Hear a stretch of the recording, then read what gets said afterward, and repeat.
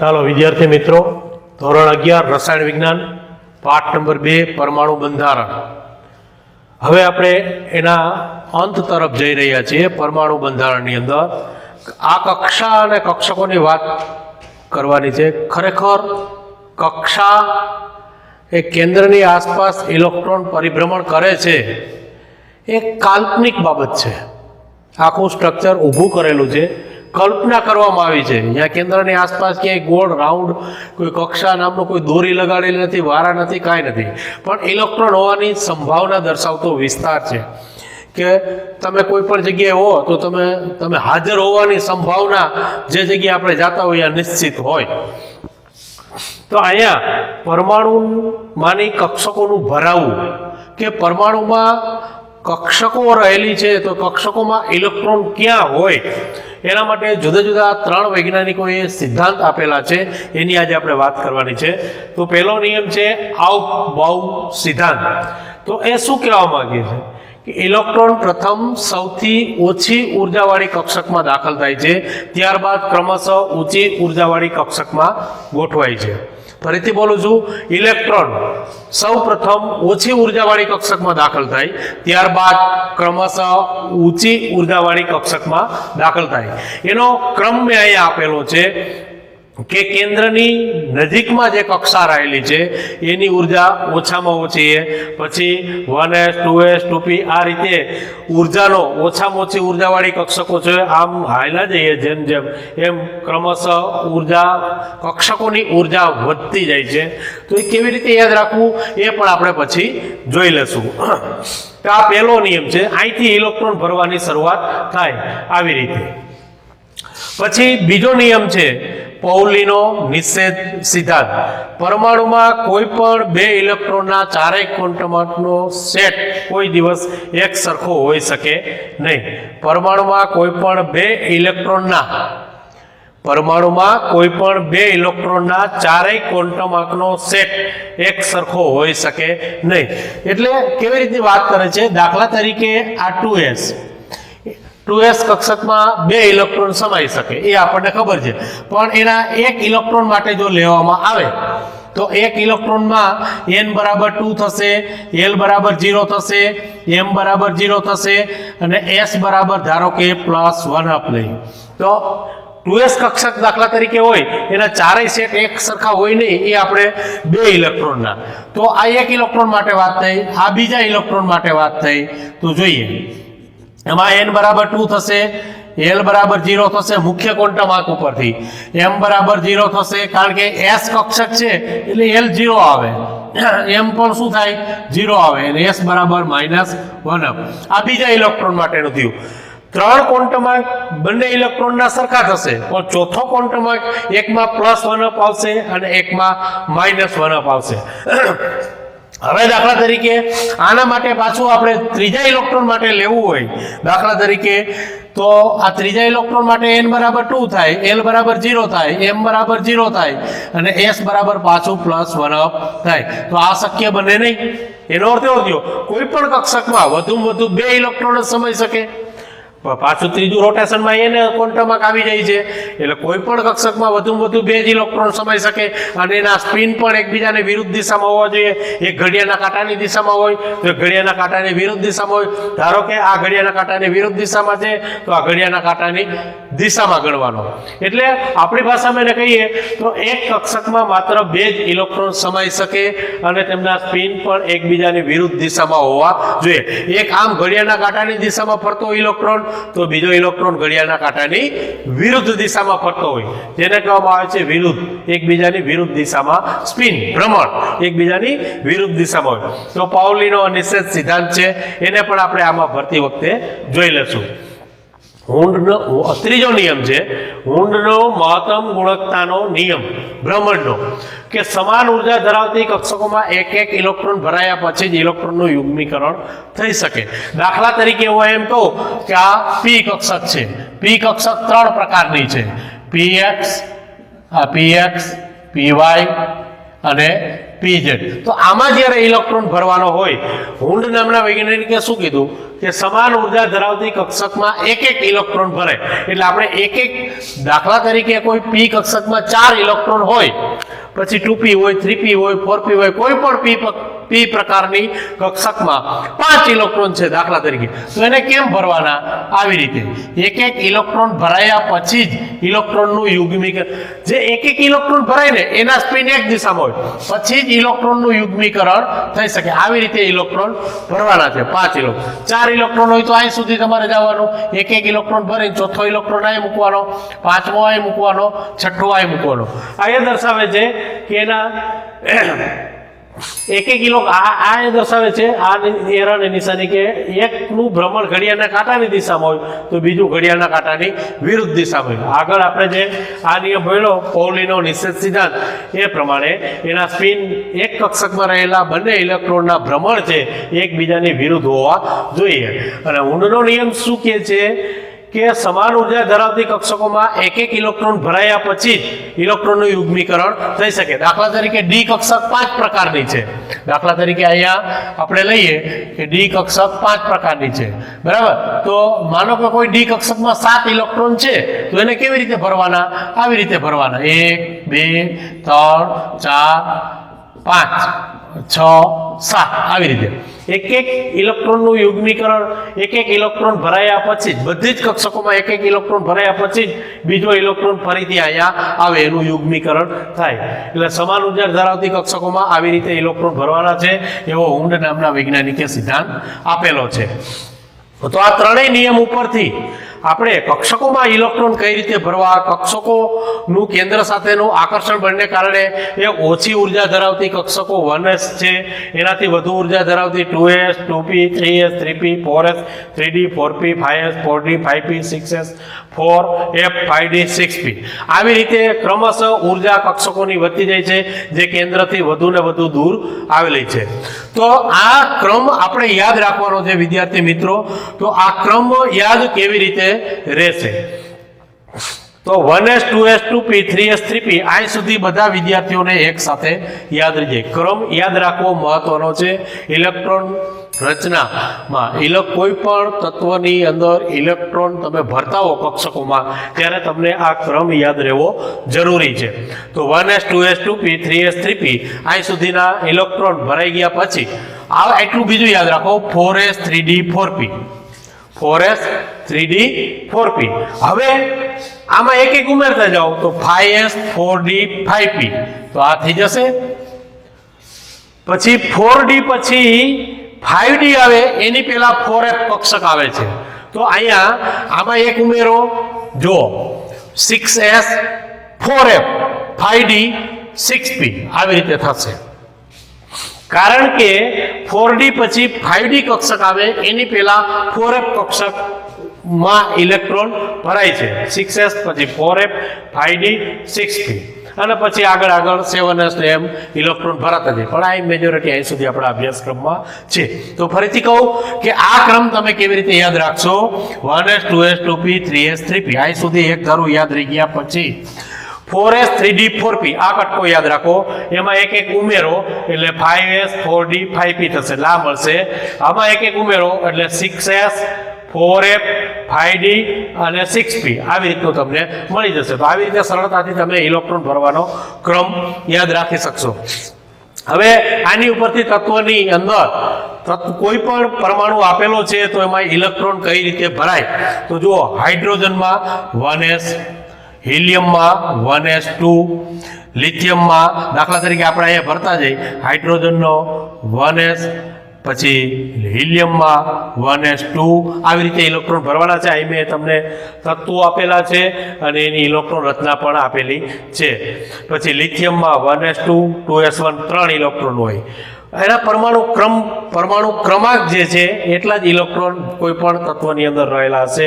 બેરેલિયમનો પરમાણુ ક્રમાંક 4 છે, એટલે એમાં 4 ઇલેક્ટ્રોન.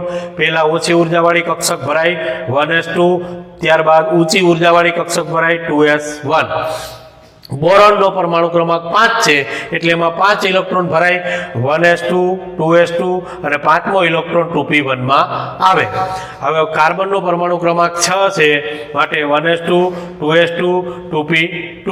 આ તો તમને ખબર પડે s કક્ષક એક જ પ્રકારની છે એટલે એમાં 2 ઇલેક્ટ્રોન સમાય, p કક્ષક 3 પ્રકારની છે એટલે એમાં ટોટલ 6 ઇલેક્ટ્રોન સમાય, d કક્ષક 5 પ્રકારની છે એટલે ટોટલ ઇલેક્ટ્રોન 10 સમાય, f કક્ષક 7 પ્રકારની છે એટલે ટોટલ એમાં ઇલેક્ટ્રોન 14 સમાય.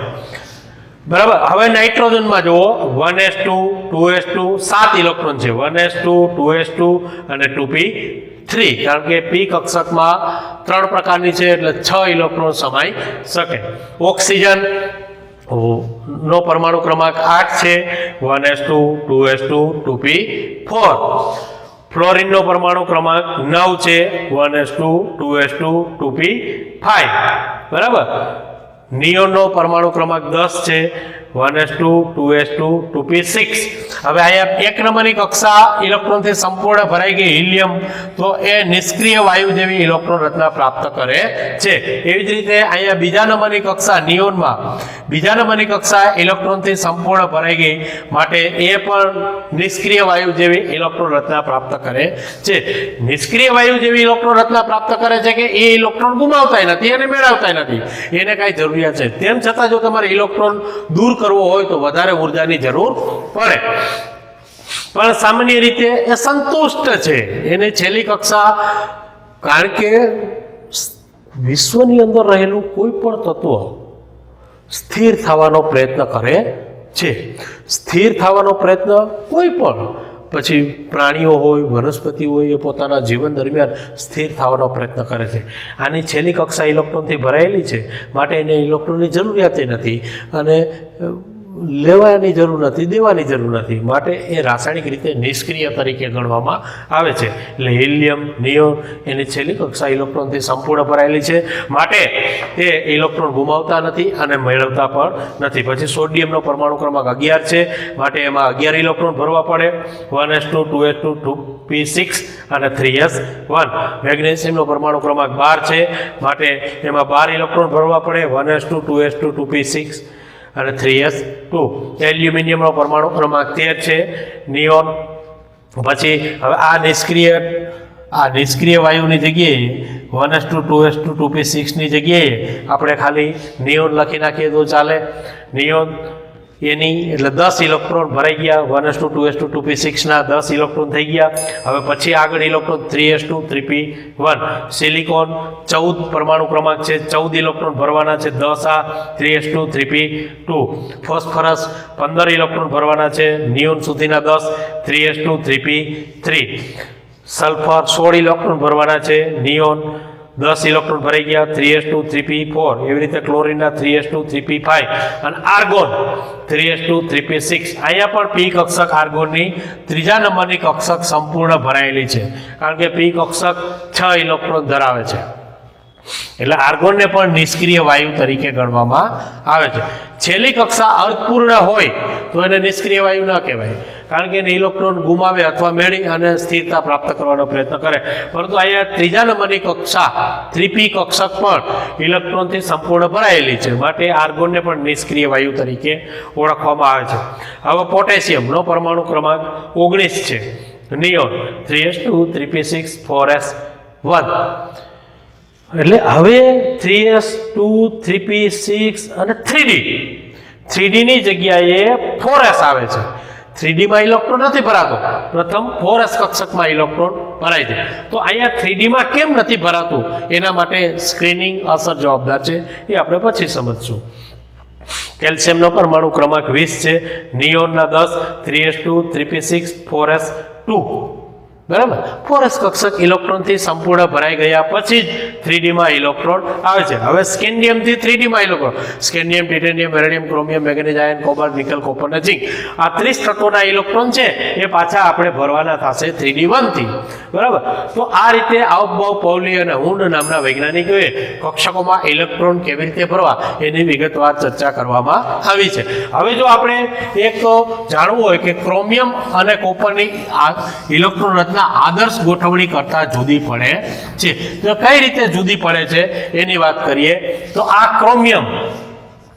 ક્રોમિયમનો પરમાણુ ક્રમાંક થાય 24. અહીંયા આર્ગોન, બરાબર, અહીંયા 3D, આ 4s, આ આર્ગોન 18, 19, 20 ને 4 24. ખરેખર આમ નથી થતું. ખરેખર કક્ષકોમાં ઇલેક્ટ્રોન ભરવાનો ક્રમ સૌથી ઓછી ઉર્જાવાળી કક્ષકમાં પ્રથમ ભરાય છે, ત્યારબાદ ક્રમશઃ ઊંચી ઉર્જાવાળી કક્ષકમાં ઇલેક્ટ્રોન દાખલ થાય છે. આવું હાઉસબાઉના નિયમમાં આપણે જોયું કે ઓછી ઉર્જાવાળી કક્ષકમાં ઇલેક્ટ્રોન ખરેખર 3D માં ભરાવો જોઈએ ને, એની જગ્યાએ 4s કક્ષક ઇલેક્ટ્રોનથી ભરાઈ ગયા પછી 3D કક્ષકમાં ઇલેક્ટ્રોન જાય છે. તો આવું કેમ? તો એના માટે થાય પરમાણુમાં ઇલેક્ટ્રોન રચના જવાબદાર છે. દાખલા તરીકે આ બીજા નંબરની કક્ષા, આ ત્રીજા નંબરની કક્ષા, અને આ 1 નંબરની કક્ષા છે, બીજા નંબરની, ત્રીજા નંબરની અને ચોથા નંબરની કક્ષા. અહીંયા આ 1s, પછી 2s, 2p, પછી આ 3s, 3p અને 3d અને પછી 4s. તો જ્યારે આ 3p સુધી ઇલેક્ટ્રોન ભરાય છે ત્યારે આર્ગોન સુધી, અહીંની ઇલેક્ટ્રોન રચના આર્ગોન સુધી ઇલેક્ટ્રોન ભરાય છે ત્યારે પરમાણુના કેન્દ્રમાં 18 પ્રોટોન હોય અને અહીં બાહ્યતમ કક્ષામાં 18 ઇલેક્ટ્રોન હોય. આ 18 પ્રોટોન મારફતે લાગતું આકર્ષણ બળ આને સમતુલ્ય કરે છે, સરખું કરી નાખે છે. પછી કેન્દ્ર 18 પ્રોટોનનું બહારથી લાગતું આકર્ષણ બળ અહીંયા નથી લાગતું, કારણ કે આ 18 ઇલેક્ટ્રોન પડદા જેવી રચના કરી નાખે છે. 18 ઇલેક્ટ્રોન આ કેન્દ્ર તરફથી 18 પ્રોટોનનું જે આકર્ષણ બળ લાગે છે એને 18 ઇલેક્ટ્રોન રોકી રાખે છે. તો 19મો ઇલેક્ટ્રોન આવે, દાખલા તરીકે આર્ગોન પછી પોટેશિયમ, એનો 19મો ઇલેક્ટ્રોન આવે તો સીધો ઈ 4s માં જાય છે. ક્યાં જાય છે? 4s માં. એટલે પોટેશિયમની ઇલેક્ટ્રોન રચના આપણે 4s1 કરી છે.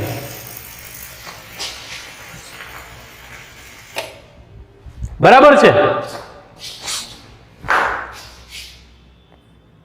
એટલે અહીંયા હવે જુઓ તમે, પછી કેલ્શિયમ, તો તે દરમિયાન અહીંયા 19 પ્રોટોન થઈ ગયા હોય. હવે કેલ્શિયમ માટે 20 ઇલેક્ટ્રોન ભરવાના છે. 18 ઇલેક્ટ્રોન મારફતે આનું કેન્દ્ર તરફથી લાગતું આકર્ષણ બળ 18 ઇલેક્ટ્રોન એને રોકી રાખે છે. હવે કેલ્શિયમના આ 19 પ્રોટોન થયા, પોટેશિયમના કેલ્શિયમના 20 પ્રોટોન થઈ જાય. ત્યારે અહીંયા 20 ઇલેક્ટ્રોન ભરાતા હોય. આ 4s આ કેન્દ્ર તરફથી આકર્ષણ બળ નથી લાગતું, પરંતુ સ્કેન્ડિયમનો જ્યારે 21મો ઇલેક્ટ્રોન આવે અને અહીંયા 21 કેન્દ્રમાં 21 પ્રોટોન થાય ત્યારે આ ઇલેક્ટ્રોન છે 18 ઇલેક્ટ્રોન છે એનું આકર્ષણ બળ આ 21 પ્રોટોનને રોકી શકતું નથી અને છેલ્લો 21મો ઇલેક્ટ્રોન છે એ 3D માં ભરાવાની શરૂઆત કરે. બરાબર? આને શિલ્ડિંગ અસર કહે છે. કેવી અસર કહે? શિલ્ડિંગ અસર, પડદા જેવી રચના, આવરણ એક પ્રકારનું આવી જાય છે. કેન્દ્ર તરફથી પ્રોટોન તરફથી લાગતું આકર્ષણ બળ ઇલેક્ટ્રોનને ખેંચે છે. તો અહીંયા આ 18 ઇલેક્ટ્રોન એને રોકી રાખે છે.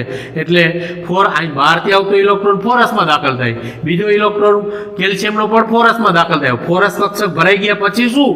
તો કે ભાઈ કેન્દ્રમાં ધન વીજભાર વધી જાય છે. એની જગ્યાએ 20 પ્રોટોન થઈ જાય છે, 19 ને 20. પોટેશિયમનો 19મો પ્રોટોન, કેલ્શિયમનો 20મો પ્રોટોન. ત્યારે આ 18 ઇલેક્ટ્રોન મારફતે રોકી રાખતું આકર્ષણ બળ છે એને ઓવરટેક કરે છે, એમ કહી શકાય આપણી ભાષામાં. બરાબર? અને 21મો પ્રોટોન અહીંયા જ્યારે સ્કેન્ડિયમનો દાખલ થાય, 21મો પ્રોટોન હોય, સ્કેન્ડિયમમાં 21 પ્રોટોન હોય, ત્યારે એને કેન્દ્ર તરફથી લાગતું આકર્ષણ બળ 18 ઇલેક્ટ્રોન થી વધી અને 12 થી 21માં ઇલેક્ટ્રોનને દાખલ થાય છે એને ખેંચે છે, પરિણામે 3D માં ઇલેક્ટ્રોન દાખલ થાય છે. તો આવી રીતે પડદા જેવી રચના થાય છે. માટે આ 4s કક્ષકમાં ઇલેક્ટ્રોન પહેલા દાખલ થાય છે, ત્યારબાદ 3D કક્ષકમાં દાખલ થાય છે. હવે આપણે અહીંયા વાત કરવાની છે ક્રોમિયમ અને કોપરની ઇલેક્ટ્રોન રચના આદર્શ ગોઠવણી કરતા જુદી પડે છે. આવું કેમ? ખરેખર એની આદર્શ ગોઠવણી આ છે, પરંતુ એની જુદી રચના ક્રોમિયમની આમ છે, આર્ગોન 18, 3D5 અને 4s1. આ ઇલેક્ટ્રોન આ ખોટી છે અત્યારે, આ સાચી છે. એવી જ રીતે કોપર 29 ઇલેક્ટ્રોન, આર્ગોન 18, બરાબર, 3D9 અને 4s2. આદર્શ ઇલેક્ટ્રોન રચના આ પ્રકારની થાય છે. છતાં ક્રોમિયમ અને કોપરની આદર્શ ઇલેક્ટ્રોન રચના આ પ્રકારની થાય છે, છતાં એ સાચી નથી. ખરેખર ઇલેક્ટ્રોન રચના કોપરની પણ આમ છે 3d10 અને 4s1. તો આવું શું કામ થાય છે? સાચી ઇલેક્ટ્રોન રચના આ શું છે? અગાઉનો નિયમ તો એમ કહે છે કે ઓછી ઉર્જા ધરાવતી કક્ષકમાં પ્રથમ ઇલેક્ટ્રોન દાખલ થાય છે, ત્યારબાદ ક્રમશઃ ઊંચી ઉર્જા ધરાવતી કક્ષકમાં ઇલેક્ટ્રોન દાખલ થાય છે. અગાઉના નિયમ પ્રમાણે અહીંયા પાલન નથી થતું. એટલે બુકમાં આપણને અપવાદ તરીકે આપેલું છે કે ક્રોમિયમ અને કોપરની ઇલેક્ટ્રોન રચના આદર્શ ગોઠવણી આ છે કે 4s કક્ષક ભરાઈ ગયા પછી 3d માં ઇલેક્ટ્રોન દાખલ થાય. અહીંયા કોપરમાં પણ 4s કક્ષક ભરાઈ ગયા પછી શિલ્ડિંગ અસરને કારણે 3d માં ઇલેક્ટ્રોન દાખલ થાય. પરંતુ મુખ્ય કારણ એ છે કે ડી કક્ષક જ્યારે સંપૂર્ણ ખાલી હોય અથવા અર્ધ ભરાયેલી હોય અથવા સંપૂર્ણ ભરાયેલી હોય ત્યારે તે મહત્તમ સ્થિરતા પ્રાપ્ત કરવાનું વલણ ધરાવે છે. યાદ એક જ વાક્ય રાખવાનું છે કે ડી કક્ષક સંપૂર્ણ ખાલી હોય. એવી રીતે પી કક્ષક, કોઈ પણ કક્ષક, પેટા કક્ષકો, ડી કક્ષક સંપૂર્ણ ખાલી હોય, અર્ધપૂર્ણ ભરાયેલી હોય અથવા પૂર્ણ ભરાયેલી હોય ત્યારે તે મહત્તમ સ્થિરતા પ્રાપ્ત કરવાનું વલણ ધરાવે છે. તો હવે વિશ્વની અંદર રહેલું કોઈ પણ તત્વ મહત્તમ સ્થિરતા પ્રાપ્ત કરવાની પ્રકૃતિ ધરાવતું હોય તો અહીંયા ક્રોમિયમ છે એ 1 ઇલેક્ટ્રોન 4s કક્ષકમાંથી મેળવી મહત્તમ સ્થિરતા પ્રાપ્ત કરે છે. તમે જોઈ શકો 4s નો 1 ઇલેક્ટ્રોન 3d5 માં આવે, બરાબર, 4 છે જગ્યાએ 5 થઈ જાય તો એકદમ સ્થિર થઈ જાય. એ એની પ્રકૃતિ છે કે કોઈ પણ તત્વ છે એ સ્થિર થવાનો પ્રયત્ન કરે છે. હવે એવી જ રીતે કોપરમાં તમે જુઓ 3d9 4s2 આદર્શ ઇલેક્ટ્રોન રચના આ છે. અગાઉના નિયમ પ્રમાણે ઓછી ઉર્જા ધરાવતી કક્ષકમાં ઇલેક્ટ્રોન ભરાયા પછી જ ઇલેક્ટ્રોનનું યુગ્મીકરણ થાય. તો અહીં શિલ્ડિંગ અસરને કારણે 4s પહેલા ભરાય છે, ત્યારબાદ 3d કક્ષક ભરાવાની શરૂઆત કરે છે, છતાં એની ઇલેક્ટ્રોન રચના આ પ્રકારની જોવા મળે છે. કારણ કે અહીં D10 થાય ત્યારે તે 9 ઇલેક્ટ્રોન છે ડી કક્ષકમાંથી ડી કક્ષકમાં. હવે 4s નો 1 ઇલેક્ટ્રોન મેળવી લે એટલે મહત્તમ સ્થિરતા પ્રાપ્ત કરવાની પ્રકૃતિ ધરાવે છે, મહત્તમ સ્થિર થઈ જાય. એટલે આપણે વાક્ય એટલું એક જ યાદ રાખવાનું છે, ડી કક્ષક સંપૂર્ણ ખાલી હોય અથવા અર્ધપૂર્ણ ભરાયેલી હોય અથવા પૂર્ણ ભરાયેલી હોય ત્યારે મહત્તમ સ્થિર હોય છે. તો આ એની પ્રકૃતિ પ્રમાણે સ્થિર થવા માટે 4s કક્ષકનો 1 ઇલેક્ટ્રોન મેળવી અને 3d5 થાય છે, 4s કક્ષકનો 1 ઇલેક્ટ્રોન મેળવી અને 3d10 થાય છે. એટલે ક્રોમિયમ અને કોપરની ઇલેક્ટ્રોન રચના આદર્શ ગોઠવણી કરતાં જુદી પડે છે. આ ખોટી પડે બે ઇલેક્ટ્રોન રચના, આ સાચી છે કારણ કે આ ડી કક્ષક પૂર્ણ ભરાયેલી છે, અહીંયા અર્ધપૂર્ણ ભરાયેલી છે. એટલે ક્રોમિયમ અને કોપર મહત્તમ સ્થિર થાય છે. બસ અહીંયા તમારો પાઠ પૂરો થઈ જાય છે.